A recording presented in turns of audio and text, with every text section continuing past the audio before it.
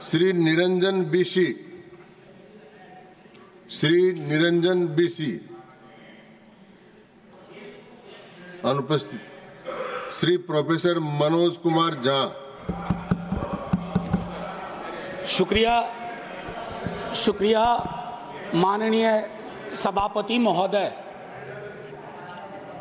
थोड़ा हट करूंगा वक्त के लिए, लेकिन आखिर में अभी चालू तो करिए हुजूर। सर, माननीय सभापति महोदय, अच्छा है हम सब संविधान पे बात कर रहे हैं। उस सदन में भी हुई, इस सदन में भी तमाम साथियों ने संविधान पे बात की। अपना अपना दायरा है, अपनी अपनी सोच है, अपनी अपनी प्राथमिकताएं हैं, लेकिन महत्वपूर्ण ये है कि हमने संविधान पे बात की। कई ओहदेदार लोग दूसरे स्तंभ के, वो तो ईश्वर से बात करने लगे हैं। भगवान को कितना काम है, किसी की नौकरी लगवानी है, किसी की शादी करवानी है, किसी को चुनाव जितवाना है, तो किसकी पर्ची निकलेगी, किसकी अर्जी लगेगी। तो अच्छा है कि हम संविधान के दायरे में बात कर रहे हैं। माननीय सभापति महोदय, नेहरू जी पर बहुत चर्चा होती है जब से इस संसद में आया हूं, और मैं इस नई सरकार के बाद ही सदन में आया हूं। बचपन में सोचा करता था पार्लियामेंट पहुंचूंगा, लेकिन आज एक कन्फेशन करता हूं, हमेशा अपने को विपक्ष में देखता था, तो विपक्ष में ही हूं। तो सर ऐसा है, मैंने कई दफा कहा है, 14 का चुनाव, 19 का चुनाव, 24 का चुनाव जवाहरलाल नेहरू नहीं हारे हैं, विपक्ष हारा है, कांग्रेस हारी है। 100 साल आप चुनाव जीतेंगे, लेकिन नेहरू को फिर भी वहां खड़ा पाएंगे, क्योंकि अथॉरिटेरियनिज्म के खिलाफ, पार्लियामेंट्री डेमोक्रेसी के प्रतीक हैं नेहरू। वो ढाल हैं, वो रक्षा कवच हैं। और मैं आपको बताऊं, हमारे नड्डा साहब ने जेपी का उद्धृत किया, और मुझे अच्छा लगा कि जयप्रकाश जी ने जब इंदिरा जी को, वो इंदू लिखा करते थे, जब चिट्ठियां लिखी ना इमरजेंसी के दौरान, तो नेहरू को इन्वोक किया। I am writing to you in the name of your father Jawaharlal Nehru. वो ऐसे व्यक्ति थे, जब उनकी आलोचना नहीं होती थी तो छद्म नाम से अपनी आलोचना स्वयं करते थे। तो मैं क्या कहूं, जयप्रकाश जी का कश्मीर पर जो नेहरू जी को चिट्ठी थी या इंदिरा जी को चिट्ठी थी, अगर वो चिट्ठी आज मनोज कुमार झा अपने नाम से कॉपी पेस्ट करके लिख दे, तो सर शाम तक मैं टेलीविजन डिबेट में विलेन बन जाऊंगा। मेरे पर यूएपीए लगे ना लगे, सांसद हूं शायद ना लगे, लेकिन बहुत तरह की तोहमत लगेगी। सर एक आवश्यक बात, हम महापुरुषों की जन्मतिथि, पुण्यतिथि पर माल्यार्पण वाले दुनिया के नंबर 1 देश हैं। इतनी पुष्प वर्षा करते हैं जन्मतिथि और पुण्यतिथि पे, लेकिन सर वो तिथियां इस बात की भी होती है कि हम अपनी चुनौतियों को स्वीकार करें। अगर हम संविधान दिवस मना रहे हैं, क्या फ्रीडम के बारे में नहीं बात होनी चाहिए? दोनों तरफ ऐसी बातें हो रही हैं, मेरी कमीज सफेद, तुम्हारी कमीज गदली। अरे साहब, संविधान की कमीज देख लो, वो गदला ना हो, उस पे दाग ना पड़े। ये हमारा दायित्व होना चाहिए। आज से 25 वर्ष बाद मैं इस सदन में नहीं होऊंगा, हम में से बहुत लोग नहीं होंगे। जब 100 साल पे चर्चा हो रही होगी, बहुत चर्चा होगी, लोग विश्लेषण करेंगे, जैसे आज हम करते हैं कि नेहरू को यह करना चाहिए था, नेहरू ने वो नहीं किया। 100 साल बाद कोई आपके बारे में टिप्पणी करे, मैं जीवित नहीं रहूं, संभवतः मैं सदन में नहीं रहूंगा, लेकिन वो भी अच्छा नहीं लगेगा सर, अशोभनीय लगेगा। टाइम मशीन नहीं है सर, नहीं तो मैं अपने सारे साथियों को 47-46 ले जाता। खून की नदियां बह रही थी दोनों तरफ, खून की नदियां। मंदिर में गाय काट के फेंकी जा रही थी, मस्जिद में सुअर फेंके जा रहे थे। उस दौर में एक ऐसे देश के निर्माण का संकल्प, गलतियां हुई होंगी। आप विलेन क्यों बनाते हो भाई? विलेन मत बनाओ, आपसे भी गलतियां होती हैं, हमसे हुई हैं। मैं सिर्फ इतना कहता हूं माननीय उपसभापति महोदय कि जब हम तबसरा करते हैं इस तरह के नेताओं पे, तो हम भूल जाते हैं 47 में इस देश की क्या हालत है। सर आपने घर बनाया हो, मैंने नहीं बनाया अभी तक, मेरे पिता ने बनाया। सर ग्राउंड फ्लोर बनाने में सबसे ज्यादा मेहनत लगती है, नींव है वो। नेहरू और अंबेडकर, पटेल, आजाद ने नींव डाली। आप सेकंड थर्ड फ्लोर बना रहे हैं, उन्होंने फर्स्ट फ्लोर बनाया, आप 5 फ्लोर और बनाइए, लेकिन नींव के बगैर फ्लोर किसी काम का नहीं है, ये याद रहना चाहिए। सर माननीय उपसभापति महोदय, हमारे प्रधानमंत्री जी, भाजपा के कई साथी, और चूंकि ये संविधान की डायरेक्टिव प्रिंसिपल्स में है कि यूनिफॉर्म सिविल कोड, सर मैंने विस्तार से अध्ययन किया है, नड्डा साहब ने भी अध्ययन किया होगा, तमाम साथियों ने। सर कई तरह के उस पर विचार थे, लेकिन डोमिनेंट विचार था कि इसको रखो, किसी दिन वक्त आएगा इस पर बात होगी।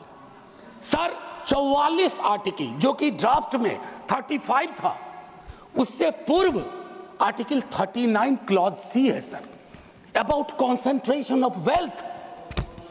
इनकम इनइक्वालिटी का इस देश में जो आलम है, हम टाइम बॉम्ब पे बैठे हुए हैं, टाइम बॉम्ब है ये, और ये सबको इंपैक्ट कर रहा है, ना सिर्फ गरीब मजलूम वर्गों को, मध्यम वर्ग को। अभी हालिया रिपोर्ट आई कि प्रॉफिट मेकिंग कंपनीज, लेकिन उनकी प्रॉफिट का एम्प्लॉय के सैलरी में कोई रिफ्लेक्शन नहीं है सर। रिलेटिव डिप्रिवेशन का जन्म हो रहा है।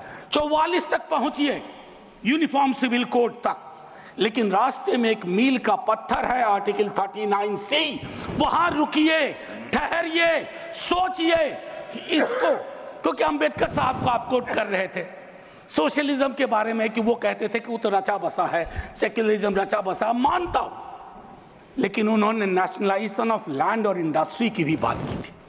मैं उसकी पैरोकारी आज के दौर में नहीं कर रहा हूं, लेकिन ये जरूर कहूंगा कि प्राइवेट प्लेयर्स ऐसे ना हो जाएं कि एक को चादर से ढकने के चक्कर में पूरा देश नग्न सच्चाई से रूबरू होता रहे, ये नहीं होना चाहिए। अब सर मैं एक बात कहता हूं, आज जब मैं यहां बोल रहा हूं, इस देश के किसी न किसी कोने में सीवर से एक आध डेथ हो चुकी होगी, सीवर में उतर करके। खुदाई चल रही है इस देश में, कई जगह खोदे जा रहे हैं, एक खुदाई हम सब सांसद मिलके करें। वो जो सेप्टिक टैंक और सीवर में उतर करके जहरीली गैस से मरने वाले लोग, ये कौन है?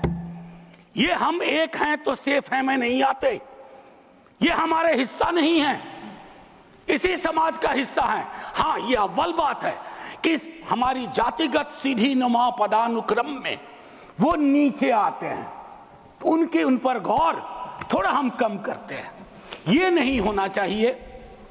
और मैं समझता हूं कि फ्रीडम की जब बात हो तो हम मूल्यांकन करें। फ्रीडम में हाइफन नहीं होता है, फ्री के बाद डॉम नहीं, जैसे जॉर्ज ऑरवेल की किताब में था, all animals are equal but some animals are more equal than others. इस देश में नाम और सरनेम से भी चीजें तय होती हैं सर। खालिद नाम है, जेल में रहोगे, सुनवाई नहीं होगी। हैदर नाम है, मीरान हैदर, नहीं सुनवाई होगी। इमाम नाम है, सरजिल इमाम, नहीं होगा। गुलफिशा होगी, नहीं होगा। तो ये सारी चीज, एक मिनट आप, मैं मेरा टाइम पॉज कर दीजिए, मेरा टाइम पॉज कर दीजिए, मेरा टाइम पॉज कर दीजिए। मैम चेयरपर्सन, मेरा टाइम पॉज कर दीजिए।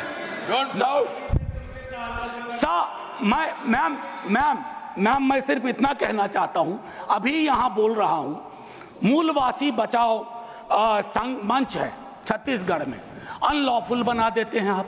अरे कोई तो तौर तरीका हो, किसान विरोध करे, देशद्रोही है, विद्यार्थी विरोध करें नौकरी के लिए, नौकरी मांग रहे हैं आपसे, और कुछ तो नौकरी भी नहीं मांग रहे हैं, परीक्षा समय पर कराने की मांग कर रहे हैं।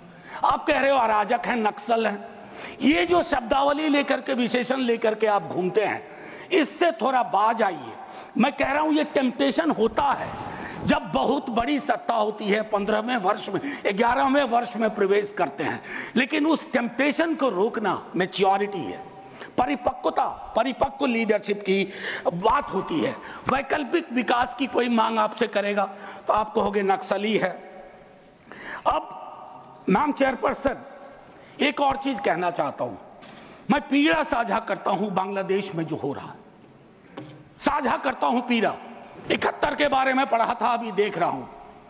लेकिन मैम मैं महात्मा गांधी पर जाना चाहता हूं। नोआखली में जब देश आजादी का जश्न मना रहा था, महात्मा गांधी नोआखली में दर दर भटक रहे थे, restoration of peace and normality, वो दौर था। उन्होंने एक बात कही थी, आज का दक्षिण एशिया है जिससे पाकिस्तान और बांग्लादेश निकला है, हमें इस बात का स्मरण करना होगा कि हमारी भूमिका सबसे बड़ी है। हम बड़े भाई वाली शब्दावली का इस्तेमाल नहीं करेंगे। We are the largest and the oldest democracy. बाकी में डेमोक्रेसी कैजुअलिटी हुई है पाकिस्तान और बांग्लादेश में, संविधान तक नहीं आया। लेकिन हम अपनी अकलियत के साथ कैसा व्यवहार करते हैं, तो हम कह पाते बांग्लादेश को, learn from us, to Pakistan learn from us, this is how we treat. लेकिन हमारा रिपोर्ट कार्ड अगर उसमें कमियां रहती है, मैं Sit down. Sit down. Sit down. Ma'am chairperson, my time should be paused. Sit down. My time should be paused. My time should be paused. My time should be paused. Honorable members. Ma'am एक चीज मैं एक चीज कहना चाहता हूं। अंबेडकर साहब को कोट किया गया, अंबेडकर साहब को कोट किया गया, और एक मिनट किसी की भावना आहत हुई है तो मैं वापस लेता हूं। It is primarily a mode of, सुनिए, it is primarily a mode of associated living. Democracy is not simply a form of living, form of government. Associated living कितना इसको अपने जीवन में उतार पाए, ऑफ कॉन्जॉइंट कम्युनिकेटेड एक्सपीरियंस कितना उतार पाए। जातिगत जनगणना की जब बात होती है तो बट जाते हैं हम। क्यों बट जाते हैं भाई? वर्गीकरण की बात होती है, बिना जनगणना के वर्गीकरण कैसा? एनएफएस के माध्यम से एक नई रवायत का जन्म हो गया है। एक ओबीसी की लिस्ट में क्रीमी लेयर के इंटरप्रिटेशन के लिए आप राज्यों की समकक्षता इक्विवेलेंस को एक ऑर्डर के माध्यम से छुपा देते हैं। आपका दोष नहीं भी दूंगा, कहूंगा कि अधिकारी वर्ग के अंदर अभी भी वो मानस है कि वो रिप्रेजेंटेशन से परेशान होता है, चिढ़ता है, उसको लगता है ये यहां कहां आ गए। अभी बिहार में सर्वेक्षण हुआ, कई लोगों ने कहा हम तो इतने कम नहीं हो सकते। विजिबिलिटी और न्यूमेरिकल स्ट्रेंथ में फर्क होता है।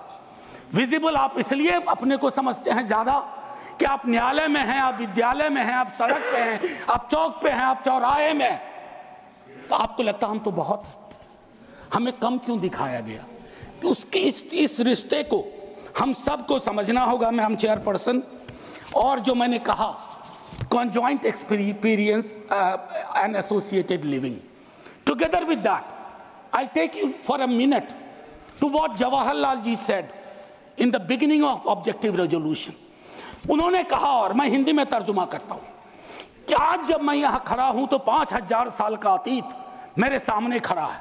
मैं अभिभूत भी हूं, लेकिन मेरी चिंताएं भी हैं। इन चिंताओं और अभिभूत होने के बीच किस तरह के राष्ट्र का हम निर्माण करेंगे इस संविधान सभा के माध्यम से, मैं इस चुनौती को स्वीकार करता हूं अपने साथियों के साथ। और then he mentioned oath of tennis court.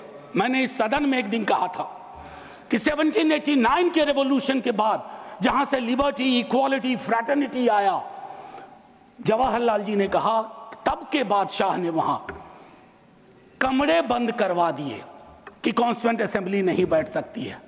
एक कमरे से दूसरा कमरा, दूसरे कमरे से बरामदा, और आखिर में टेनिस कोर्ट में पूरी की पूरी असेंबली बैठी और ओथ लिया। उसको कहते हैं ओथ ऑफ टेनिस कोर्ट। उन्होंने क्यों यह उदाहरण दिया कि हमारी डेमोक्रेसी में भी कभी इस तरह के चैलेंज आ जाए तो संसद इमारत की मोहताज नहीं होगी। संसदीय लोकतंत्र इमारत की मोहताज नहीं होगी, वो इबारत देखेगी।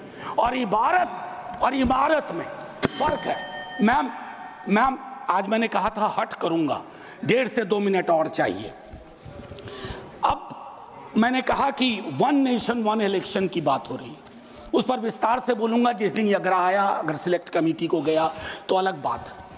लेकिन मैम इस देश में वन नेशन वन इलेक्शन था, नड्डा साहब ने कहा, मैं मानता हूं। कई दफा क्या होता है जब आप कोट करते हैं, हमारी यूनिवर्सिटी में कहते हैं कि सेमी कोलोन के बाद किसी को कोट मत करो, उसको हम लोग कहते हैं पुअर साइटेशन, कि किसी को कोट किया। जैसे आपको उदाहरण के लिए मैम 30 सेकंड में कि मार्क्स ने कहा religion is the opium for masses, ऐसा कभी नहीं कहा मार्क्स ने। वो सेमी कोलन के बाद का एक सेंटेंस था, उन्होंने ये कहा is the Sai of oppressed, लेकिन सेमी कोलन के बाद का उठा करके कहा रहे रिलीजन के तो खिलाफ थे कार्ल मार्क्स। तो उसी तरह से साइटेशन के साथ दिक्कत है। मैं सिर्फ इतना कहना चाहता हूं, वन नेशन की वो साइकिल टूटी थी, वन नेशन वन इलेक्शन की साइकिल 60s मिड 60s में टूटी। आज क्या गारंटी है, हम कैसे अगले चुनाव तक ले जाएंगे? Will it be a proxy governance? Then it won't it undermine the idea of will of the people? मैं समझता हूं कि इस पर विशद चर्चा हो और तभी जाकर के एक Kindly conclude. बस अभी तो 33 सेकंड लिया है, 1 मिनट और दे दीजिए। मैम चेयरपर्सन, तारतम्य तो थोड़ा टूट जाता है, फिर भी अपनी एक बात कह के खत्म करूंगा। बाबा साहब भीमराव अंबेडकर के बचपने का एक छोटा किस्सा, क्लासरूम में बैठे हुए थे सबसे पीछे, शिक्षक ने कहा चूंकि मैथमेटिक्स में बहुत अच्छे थे, आओ इसको हल करो। ज्यों ही वो बोर्ड की तरफ बढ़े, जितने कास्ट हिंदू अपर कास्ट के लोग थे वो दौड़ के बोर्ड के पास गए, क्योंकि बोर्ड के पीछे उनका टिफिन बॉक्स था। उनको लगा ये पोल्यूट हो जाएगा। मैम आज वो मान्यताएं नहीं हैं, लेकिन पोल्यूशन प्यूरिटी की नई मान्यताएं आ गई हैं, एक्सक्लूजन की नई मान्यताएं आ गई हैं। और आखिरी में ऑस्विज एक जगह थी पोलैंड में, जहां जिसको सिर्फ गैस चैम्बर से मत समझिए, ऑस्विज के बनने में सालों की नफरत और घृणा थी, जिसका अंजाम ना सिर्फ जर्मनी में भुगता गया, पूरी दुनिया ने। तो ये नफरत घृणा, इस पर लगाम लगे ना तो हर मोहल्ले में ऑस्विज होगा। और आखिर में मैम, मैं आज जद पे अगर हूं, निशाने पे, मैं आज जद पे अगर हूं तो बदगुमान न हो, चिराग सबके बुझेंगे, ऐसी हवा किसी की नहीं होती। शुक्रिया मैम, जय हिंद। Shri Abdul